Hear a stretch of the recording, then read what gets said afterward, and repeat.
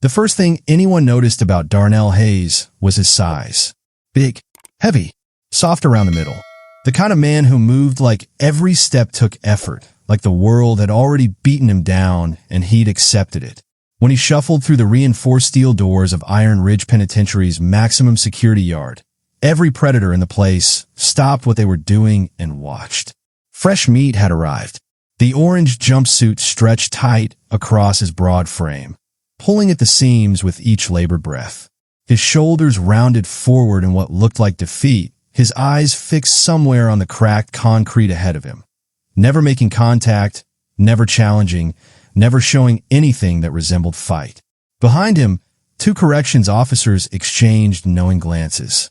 They'd seen this type before. Guys who'd be crying for protective custody within 48 hours, if they survived that long. Above the yard, razor wire glinted in the harsh afternoon sun, coiling endlessly along walls that stretched 30 feet high. The watchtower guard shifted his rifle, watching the scene unfold below with bored familiarity. This was how it always started. At the far end of the yard, near the weight benches where the hierarchy displayed itself in sets and reps, the white gang had already marked their target. Their leader, a man the cell block called Razor for reasons that became obvious once you noticed the scars on his forearms, sat forward on the bench, his tattooed neck craning to get a better look at the new arrival. "You seeing this?" Razor's voice carried that particular kind of confidence that came from 6 years of unchallenged violence. His pale skin was a canvas of white supremacist ink, lightning bolts, iron crosses, and coded numbers that told stories of hatred carved into flesh. "Big boy looks like somebody's grandma. Send him to the wrong address." His crew laughed on cue. 3 men, each with dead eyes and the kind of scars that testified to survival in places where weakness meant death. They'd orchestrated this performance dozens of times. New fish arrives. New fish gets tested. New fish learns who runs Iron Ridge, or new fish gets carried out. Darnell continued his slow walk across the yard, seemingly oblivious to the attention. His breathing appeared labored, his movements deliberate in a way that suggested pain or exhaustion or both. He kept his gaze down, avoiding the stares that burned into him from every corner. The universal body language of a man who wanted no trouble, who'd fold at the first sign of confrontation. It was a masterpiece of deception. What Razor and his crew couldn't see, what none of them noticed, was the way Darnell's eyes tracked everything in his peripheral vision. The guard positions, the sight lines, the blind spots near the corner of the rec building, the distance from the weight pit to the nearest exit, the response time when the last altercation broke out 3 days ago, information he'd extracted from his cellmate within an hour of arrival. They didn't notice his breathing wasn't from exhaustion, but from controlled measurement, the kind of rhythmic pattern that kept heart rate steady and mind sharp. They didn't see how his seemingly slumped shoulders actually kept his center of gravity low and balanced. They completely missed the way his slow walk allowed him to catalog every potential threat in the yard without appearing to look at anyone directly. And they definitely didn't see the tattoo hidden beneath his right sleeve. Not crude prison ink, but a professional military insignia that most civilians would never recognize. A trident wrapped in shadows. The mark of men who operated in places where even special operations forces feared to go. Darnell Hayes was 41 years old. He'd been incarcerated for exactly 11 hours.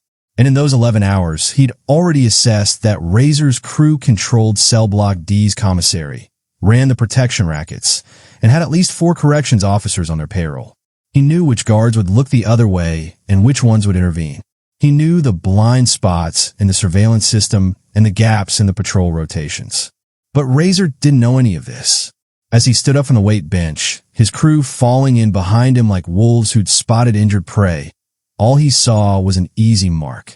A fat, middle-aged black man who'd probably never thrown a punch in his life.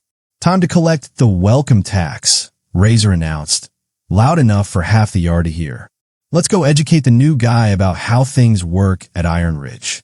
Stay with me, because what these predators don't know about Darnell Hayes is about to turn their entire world into a nightmare." Before we continue, hit that like button, smash subscribe, and drop a comment telling me where you're watching from. Now let's see what happens when career criminals mistake a warrior for prey. 23 years ago, Darnell Hayes had walked into a different kind of facility, the Naval Special Warfare Center in Coronado, California. By hour 13, Darnell Hayes had become the joke of Iron Ridge. "Hey Shamu," the voice cut across the yard during morning recreation. "You get lost on your way to SeaWorld?" Laughter erupted from the weight pit where Razor's crew had established their throne. The leader stood with his arms crossed, displaying the elaborate black, tribal tattoos that snaked from his wrist to his shoulders like aggressive vines claiming territory. Between the ink, his pale skin showed a roadmap of violence. Knife scars, burn marks, the kind of damage that came from years of proving himself in the most brutal ways possible. Darnell kept walking, shoulders still slumped, eyes still downcast. He moved along the far edge of the yard like he was trying to become invisible, to somehow shrink his considerable frame into something that wouldn't attract attention. It wasn't working. "Yo, I'm talking to you, fat boy." Razor pushed off from the bench, his three enforcers immediately falling into formation behind him. The choreography was automatic. They performed this dance so many times it had become muscle memory. To Darnell's left, a Latino inmate named Cruz deliberately stepped into his path, forcing him to stop.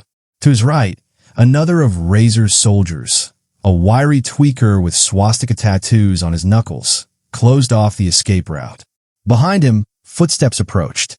The classic box formation, trapping prey from all sides. Darnell stopped moving. His massive chest rose and fell with what appeared to be nervous breathing. His hands, soft-looking and thick, hung at his sides with no tension, no preparation, no threat whatsoever. "My man here asked you a question," Cruz said, his voice theatrical, playing to the growing audience of inmates who'd stopped their own activities to watch. "Where you think you're going?" Before Darnell could answer, someone shoved him hard from behind. Not hard enough to knock him down. That would come later, just enough to make him stumble forward, to establish the physical hierarchy, to demonstrate that his body was now theirs to push around at will. Darnell caught his balance and turned slowly. "Sorry," he said quietly, his voice barely carrying. "Didn't mean to get in anybody's way." The apology hung in the air like blood and water. Every predator in the yard smelled it. "Sorry." Razor moved closer, his scarred arms hanging loose, relaxed, confident. His crew had spread out now, creating a loose circle that kept Darnell in the center while blocking sight lines from the nearest guard tower. They'd done this in this exact spot before. They knew where the cameras couldn't see. "You're sorry." Another shove, this time from Cruz. "Harder." Darnell stumbled again, his considerable weight making the movement look clumsy, uncoordinated. A few inmates near the basketball court shook their heads. This was already over. The big man was soft, broken before the real violence even started. "Look at this Uncle Tom." The tweaker with the swastika knuckles laughed, shoulder-checking Darnell as he tried to steady himself. "Probably snitched his way in here. That's why he's so scared." Darnell absorbed the impact without protest, his expression neutral, almost blank. To everyone watching, he looked like a man who'd already given up, who understood his place in the food chain and had accepted it. His eyes stayed low, never meeting Razor's challenging glare, never showing anything that resembled resistance. But inside that seemingly defeated mind, a different process was unfolding. Darnell had seen this exact pattern before, not in prison yards, but in hostile villages in Afghanistan and Iraq. The posturing, the encirclement, the escalating physical contact designed to provoke a reaction that would justify overwhelming violence. Extremist groups used these same tactics to test resolve, to identify targets, to establish dominance through public humiliation. He recognized Cruz's stance, slightly off balance, weight too far forward, left side exposed. The tweaker was high, his pupils dilated, his movements jerky and unpredictable in a way that made him simultaneously dangerous and vulnerable. Razor maintained distance, letting his soldiers do the physical work while he orchestrated, which meant he was either the smartest or the most cowardly. Probably both. The fourth enforcer, silent until now, had positioned himself to cut off the route to the nearest guard station. Professional. These men had refined their system through repetition. Darnell counted heartbeats, measured distances, calculated angles. "We run this yard," Razor announced, loud enough for everyone to hear. "And every new fish pays tribute. You got commissary money, fat boy? You got anything worth taking?" Another shove from behind, harder this time. Darnell's hands came up slightly, an instinctive gesture that looked like preparation to catch himself if he fell. To everyone watching, it appeared defensive, frightened. Only one person in that yard knew those hands could kill in 17 different ways. "Please," Darnell said, his voice shaking just enough to sound authentic. "I don't want any trouble." Razor's grin widened, revealing tobacco-stained teeth. "Too late for that, Shamo. We're going to make an example out of you. Right here, right now. So everyone in this place knows what happens when you don't show proper respect." His crew tightened the circle. Darnell took a slow breath, his expression unchanged. "Patience," he reminded himself. "Not yet." The guard in the tower were looking the other way, just like Razor had paid them to do. What Razor and his crew couldn't possibly know, what nobody in Iron Ridge could know, was that the man they were circling had spent 15 years becoming invisible. Not physically invisible. Darnell Hayes would never be that. But invisible in the way that mattered most to dangerous men. Invisible as a threat. 23 years ago, Darnell had graduated top of his class from Quantico.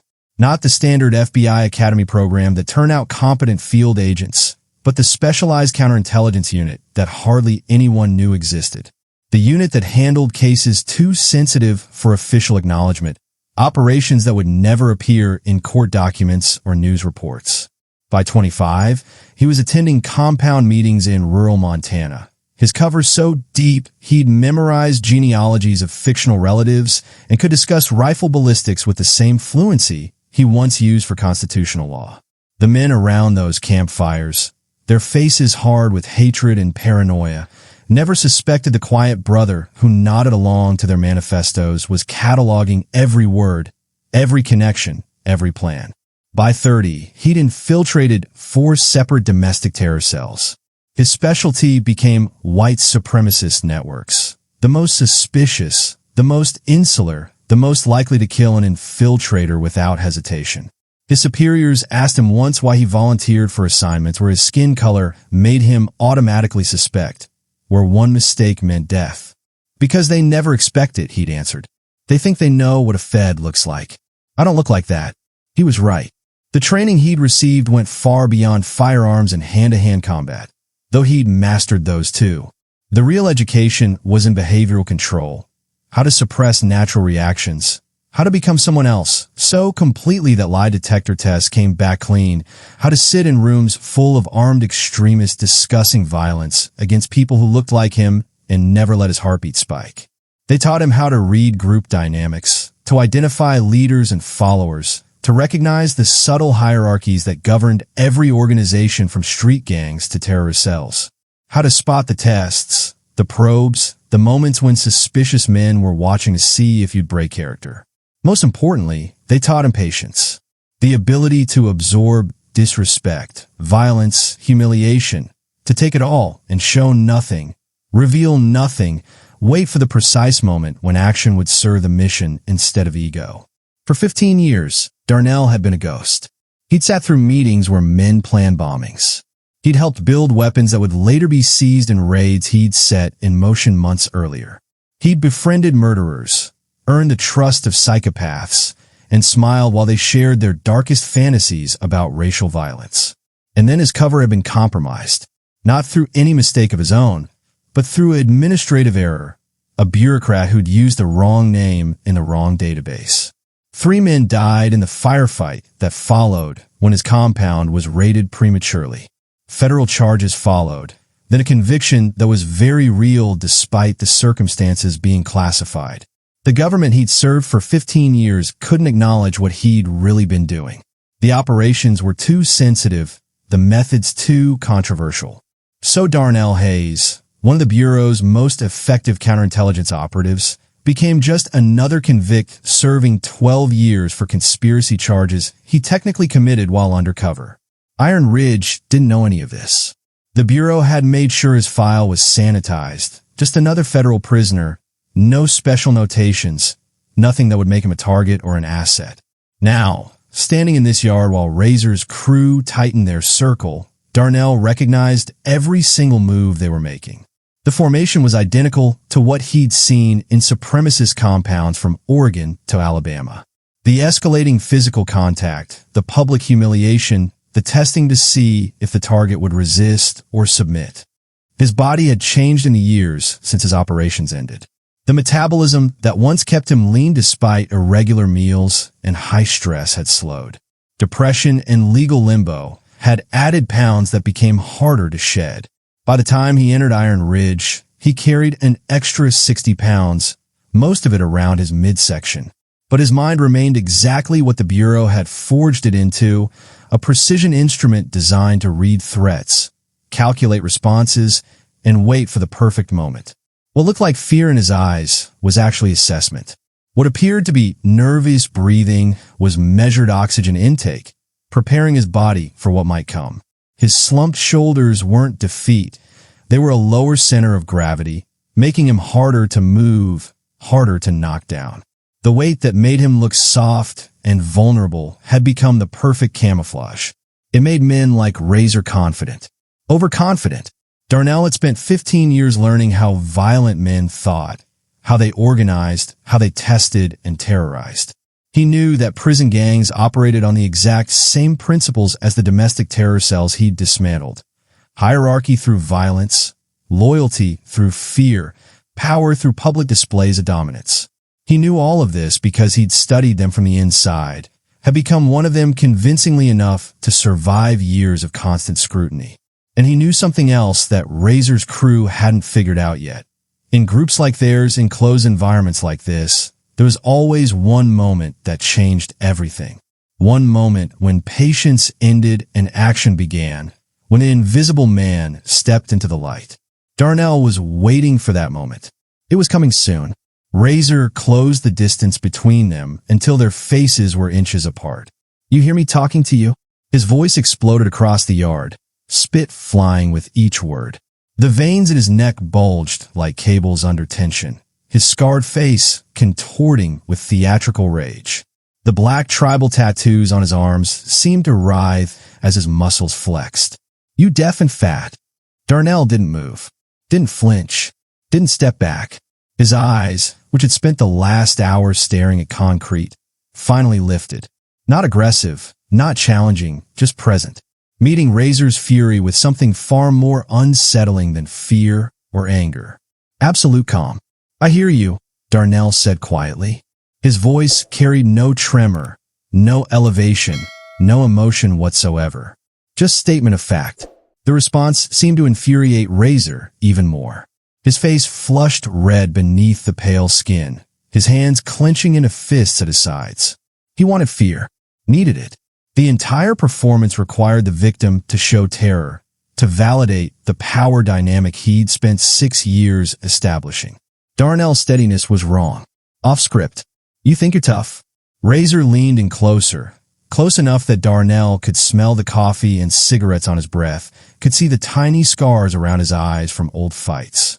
"You think because you're big you can just walk into my yard and disrespect me?" Around them, the circle of enforcers tightened. Crews moved closer on the left, the tweaker shifted right. The silent fourth soldier positioned himself directly behind Darnell's shoulder. The formation was precise, practiced, a psychological cage made of bodies and threat, designed to make the target feel trapped, outnumbered, helpless. Up in the tower, Darnell caught movement in his peripheral vision. 2 guards had noticed the confrontation, their postures changing from bored observation to alert attention.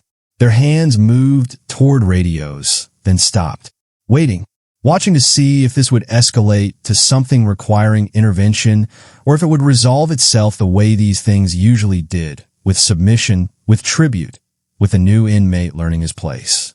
The yard had gone quiet. Basketball games stopped mid-play. Conversations died. Even the usual background noise of the prison, the distant clanging of gates, the hum of industrial ventilation, seemed to fade as every inmate in the recreation area turned to watch. This was how hierarchy was established at Iron Ridge. Public displays, clear demonstrations of who controlled what. Everyone needed to see, needed to understand, needed to remember. Darnell's breathing remained unchanged. 4 seconds in through the nose, 6 seconds out through the mouth. The same pattern he'd used during testimony while undercover, when one wrong reaction could blow years of work. The same rhythm that had kept him alive in rooms full of armed extremists who suspected everything and everyone. His heart rate stayed below 70 beats per minute. Nothing to say now. Razor's voice cracked slightly, frustration bleeding through the anger. He was used to different responses by this point in the performance. Pleading, bargaining, sometimes angry resistance that justified immediate violence. But not this. Not calm. Not steady eye contact that showed no fear and no challenge. Just awareness. You just gonna stand there like I don't want trouble, Darnell interrupted, his voice still quiet but clear enough to carry. I'm just trying to do my time. It was the perfect response. Submissive enough to avoid forcing Razor's hand, but delivered with enough composure to create cognitive dissonance. The words said weakness, but the delivery said something else entirely. Cruz shifted uncomfortably, glancing at Razor for direction. The tweaker's fingers twitched, eager for violence, but waiting for the signal. The silent enforcer behind Darnell took a half-step closer. Razor's jaw clenched. Behind his eyes, Darnell could see the calculation happening. Push harder now and risk looking like a bully attacking someone who wasn't fighting back, or accept the verbal submission and maintain the appearance of control. But Darnell saw something else too, something more important than the immediate tactical situation. He saw the micro-expressions flickering across Razor's face. The slight tremor in his hands that wasn't just rage. The way his pupils were slightly dilated despite the bright sunlight. The sheen of sweat on his forehead that had nothing to do with the temperature. Razor was using, probably meth, based on the signs, which meant his emotional control was compromised, his decision-making impaired. Dangerous in the short term, but predictable. Men like this, men who needed chemical courage, always followed patterns. They escalated until they got the reaction they craved, and they never stopped until something forced them to. This confrontation wasn't the moment. Not with guards watching, not in the middle of the yard where responses would be measured and calculated. Razor needed a better stage, a more dramatic setting. Darnell could see the decision forming before Razor made it. Tonight, Razor finally said, his voice dropping to something almost conversational. He stepped back slightly, giving himself space, making it look like choice rather than retreat. Cell block D. After count. We're going to have a real conversation about respect and tribute. He turned to address the watching crowd, arms spread wide. Y'all hear that? Fat boy here thinks he can just roll in here without paying his dues. We'll see about that tonight. Laughter and hoots followed from his crew and their allies scattered throughout the yard. The performance had its ending, tension building toward resolution later, when there would be no guards, no cameras, no witnesses who'd testify. Razor walked away, his enforcers falling in behind him, their formation dissolving as they headed back toward the weight pit where this had started. Darnell stood alone in the center of the yard, dozens of eyes still on him. He took another measured breath and walked slowly toward the basketball court, his shoulders still slumped, his movements still careful. But his mind was already working through what would come after the lights went out in cell block D. Lunch came 3 hours later. The cafeteria at Iron Ridge was a cathedral of tension. High ceilings that amplified every sound, long metal tables bolted to the floor, and walls painted institutional beige that had absorbed decades of violence and fear. 200 men eating in forced proximity, every meal a potential flashpoint. Darnell moved through the serving line with the same careful deliberation he'd shown all morning. Tray in hand, he accepted the portions without comment. Mystery meat, watery vegetables, bread that had gone stale sometime last week. The servers, inmates doing kitchen duty, kept their eyes down. Everyone had heard about the yard. Everyone knew what was coming. He turned from a line, scanning for an empty seat, and found himself facing a cafeteria that had suddenly organized itself around his presence. Razor's crew occupied their usual table near the back corner, all of them watching. Other inmates had shifted positions, creating clear sight lines, making space for whatever was about to happen. Darnell started walking toward an empty spot near the middle of the room. He made it exactly 4 steps. Cruz materialized from his blind spot, shoulder-checking him with enough force to send the tray flying. The metal clattered against concrete, food exploding across the floor and up the front of Darnell's orange jumpsuit. Brown gravy splattered from chest to waist. Vegetables scattered like shrapnel. The cafeteria erupted in laughter. "Clumsy fat ass," the tweaker called out, his voice shrill with pharmaceutical courage. "Can't even hold a damn tray." Darnell stood frozen, staring down at the mess covering his uniform. His shoulders rose and fell with breathing that appeared heavy, defeated.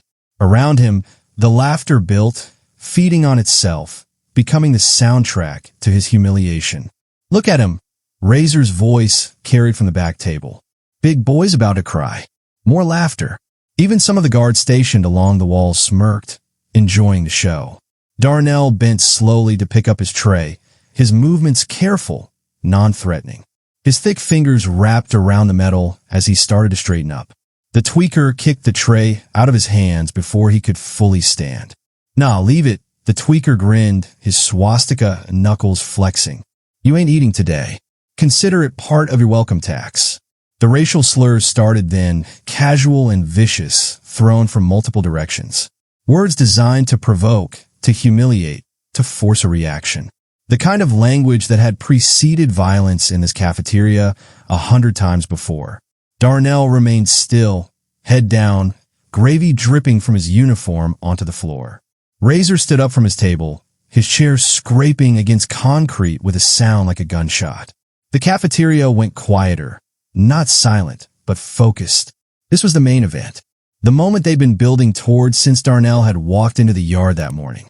Razor crossed the distance with theatrical swagger, his crew flanking him, his scarred arms swinging loose and confident. He stopped directly in front of Darnell, close enough to tower over him despite Darnell's considerable size. "You know what I think?"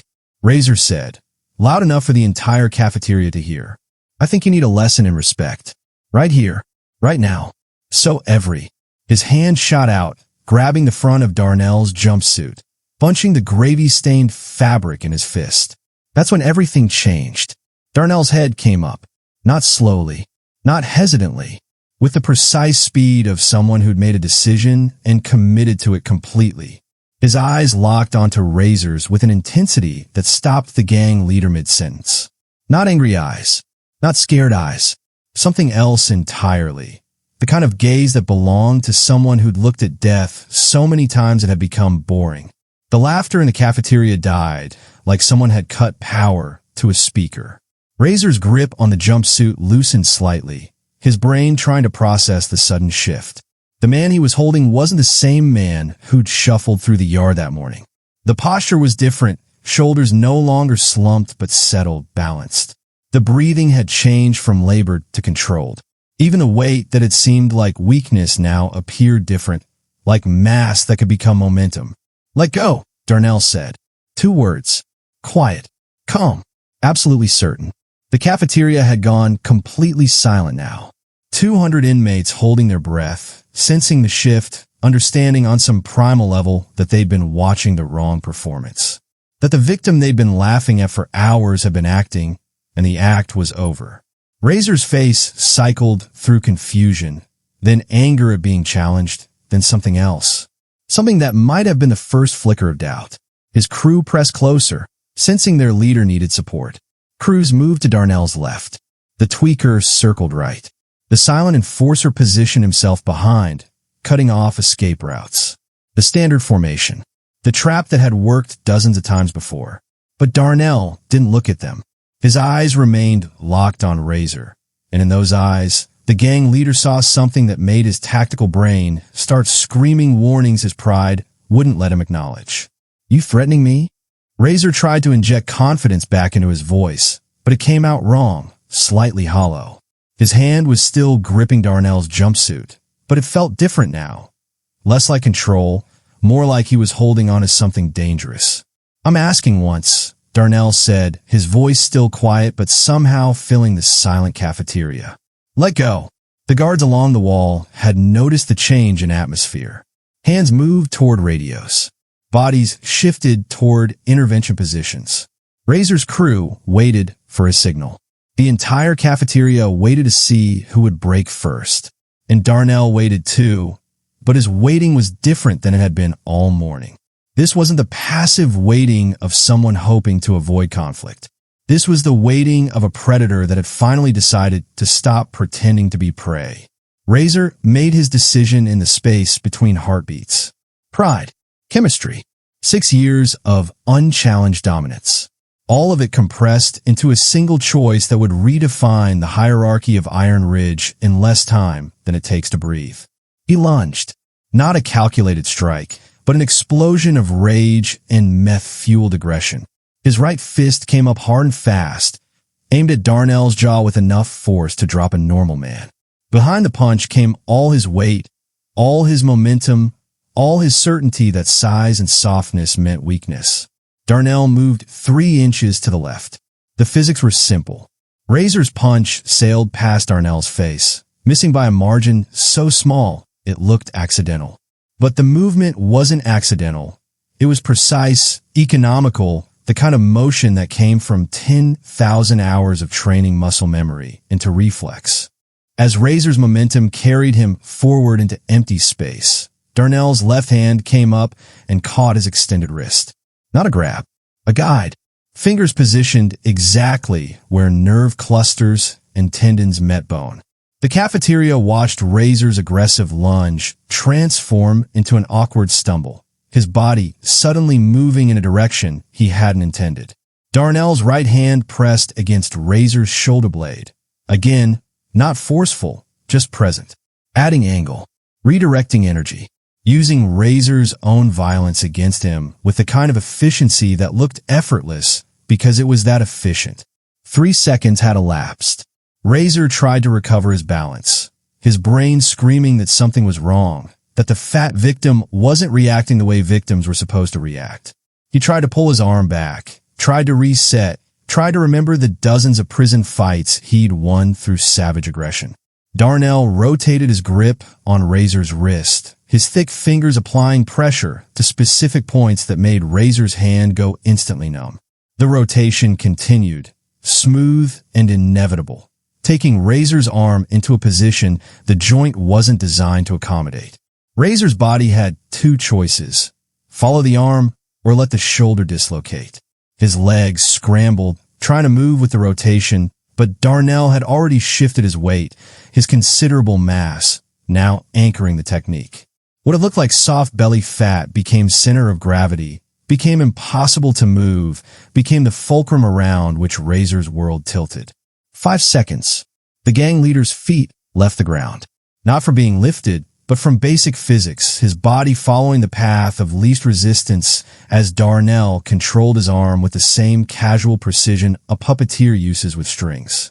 Razor went horizontal, his back parallel to the ground, suspended for a fraction of a second in a moment that seemed to stretch as 200 inmates processed what they were seeing. Then gravity reasserted itself. Razor slammed into the concrete floor with a sound like a side of beef hitting pavement. The impact drove air from his lungs in an explosive grunt that echoed through the silent cafeteria. His head bounced once. Not hard enough to cause real damage, but hard enough to make stars explode behind his eyes. 7 seconds. Cruz lunged from the left, the tweaker charged from the right, both of them finally processing that their leader was down and needed backup. Their attacks came from opposite angles, a pincer movement that should have overwhelmed even a skilled fighter through simple numbers. Darnell dropped to one knee beside Razor's prone body, his weight settling onto the gang leader's chest, pinning him to the floor. In the same motion, his hands repositioned on Razor's arm. One above the elbow, one below, creating a lever with the joint as the breaking point. He applied pressure. Not much, just enough. Razor's scream cut through the cafeteria like an alarm.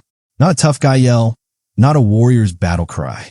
A genuine sound of pain and terror, the kind of noise that came from nerve clusters firing distress signals directly to the primitive brain. Cruz and the tweaker froze mid-charge, their tactical brains finally catching up to what was happening.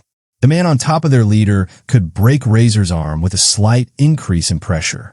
They could reach Darnell in another 2 steps, could probably hurt him with their combined assault. But Razor's arm would snap before they got there.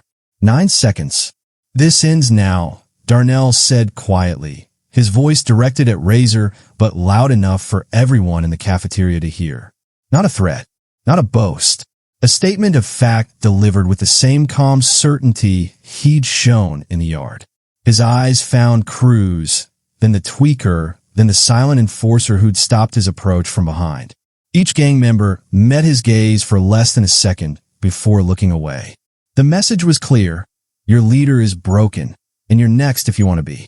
Guards finally burst into action, their boots pounding concrete as they rushed toward the confrontation with batons drawn and radios crackling. Break it up. Get on the ground.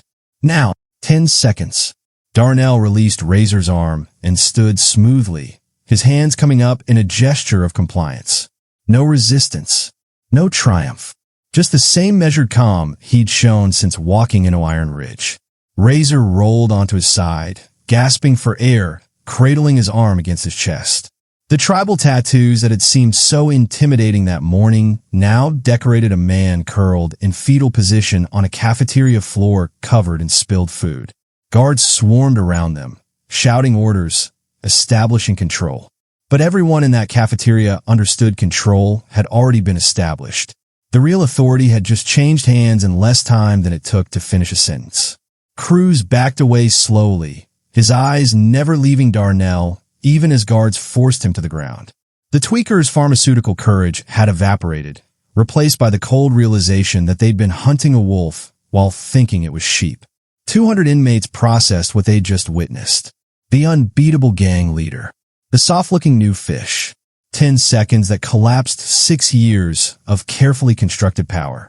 As guards zip-tied Darnell's wrists and walked him toward the exit, he caught movement from the Latino tables, the black inmates near the windows, even some of the independent whites who'd watched Razor's reign with quiet resentment. Nods, small gestures of respect, acknowledgement that the yard had just been reorganized. The illusion was over. The solitary confinement cell was 8 feet by 10 feet. Concrete walls, steel toilet, thin mattress on a metal frame. Darnell sat on the edge of the bed, hands folded in his lap, breathing steady while guards processed the paperwork that would keep him isolated for the next 72 hours. Standard procedure after a cafeteria incident. It didn't matter that 200 witnesses saw a Razor attack first. Violence was violence, and the system responded with mechanical indifference to context. Darnell didn't mind. The silence was familiar, almost comfortable. He'd spent longer stretches in worse conditions during operations that officially never happened. What happened next, though, surprised even him. The retaliation came on his second night back in general population. Cruz and 2 other gang members cornered him in the shower block during the 15-minute window when guard coverage was thinnest. They came with shanks fashioned from toothbrushes and razor blades, with the desperate aggression of men trying to restore credibility they'd already lost. The fight lasted 12 seconds. Darnell put Cruz through a shower stall door without throwing a single punch. The other 2 attackers found themselves on the tile floor before their drug-scrambled brains could process how they'd gotten there. By the time guards arrived, Darnell was calmly washing soap from his hands while 3 gang members groaned in various states of consciousness. Another 72 hours in solitary. More paperwork, more mechanical processing. But this time, when he returned to cell block D, something fundamental had changed. The Aryan Brotherhood's table in the yard sat half empty. Razor had been transferred to medical for a fractured wrist and 3 cracked ribs. injuries that had mysteriously appeared after his cafeteria humiliation, possibly from his own people punishing failure. Cruz requested protective custody, claiming he feared for his life.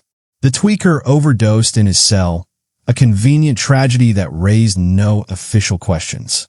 What remained of the white gang's power structure simply evaporated like morning fog. But Darnell never moved to fill the vacuum. He didn't recruit soldiers, didn't establish territory, didn't demand tribute or respect.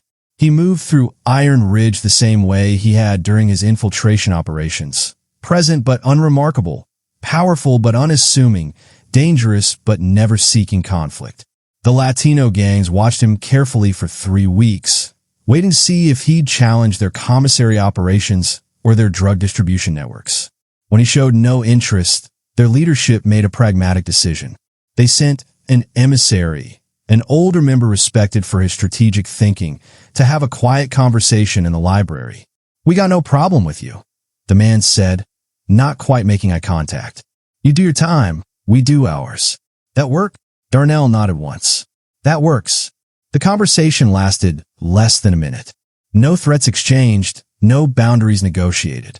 Just mutual acknowledgement that violence served no purpose when both sides understood the likely outcome. The black inmates, many of whom had suffered under Razor's regime, showed respect in different ways. Extra food appeared on Darnell's tray. Books he'd mentioned wanting to read materialized in his cell. Small gestures that required no reciprocation, no alliance, no debt.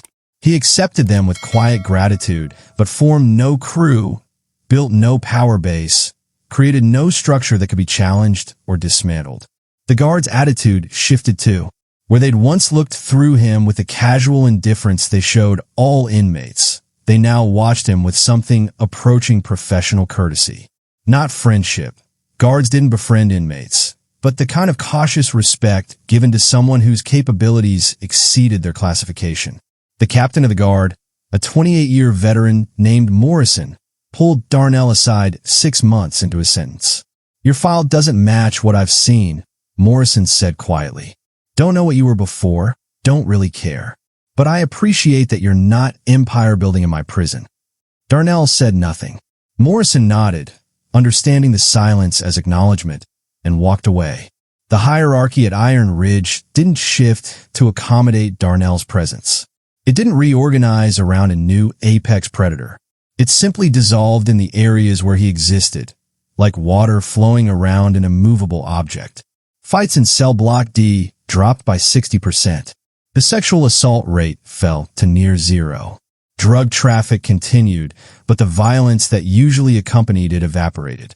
Not because Darnell enforced rules or punished transgressors, but because his mere presence reminded everyone that real power didn't need to be constantly demonstrated.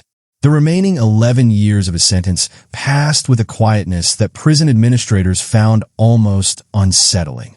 Several gang conflicts started in other cell blocks, but they never touched D. Darnell simply existed at the center of an unspoken agreement. Leave him alone, and he'll leave you alone. Test him, and discover that some men can't be tested. He spent his days reading, working kitchen duty, teaching GED classes to younger inmates who asked politely.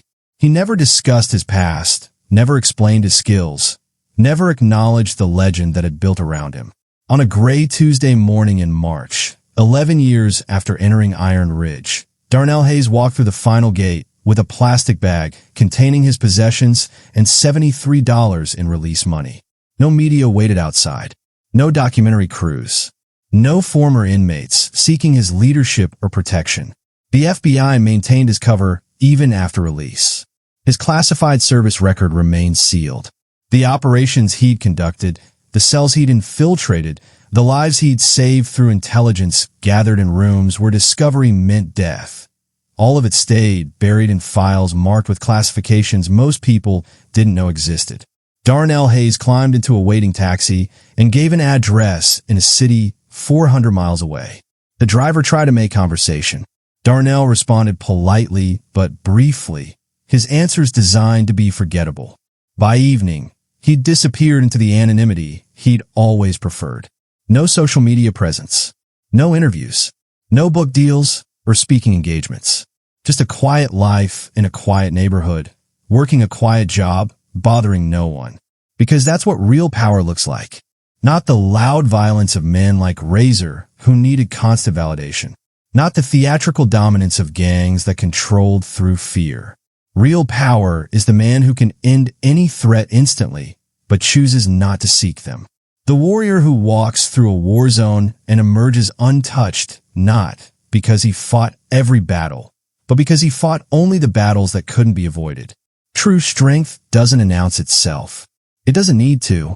It simply exists, patient and terrible, waiting in the space between action and restraint. And everyone who gets close enough to see it understands immediately, this is not someone you test.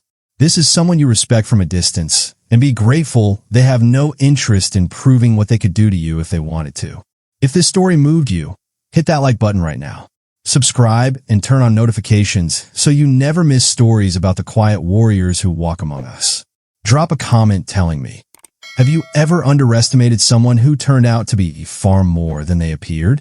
Share this video with someone who needs to remember that real strength doesn't need to be loud. Thanks for watching, and I'll see you in the next one.